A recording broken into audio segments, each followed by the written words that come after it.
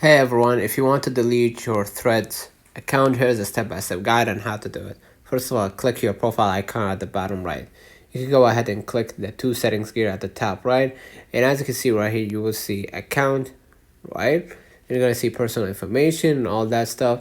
In order to delete your account, you need to use Instagram because Instagram is linked to Threads. So you need to go to Instagram in order to delete your account permanently. So go back to your screen, then go ahead to your Instagram.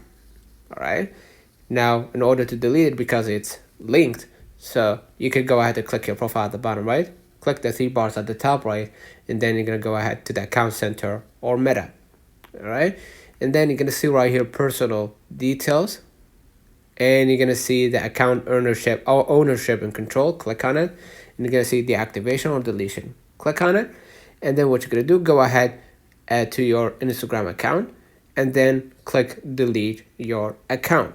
If you want to delete it permanently, go ahead and delete it. Continue, and add your reason why. Maybe you want to remove something, or cannot find people to follow, or something else, right?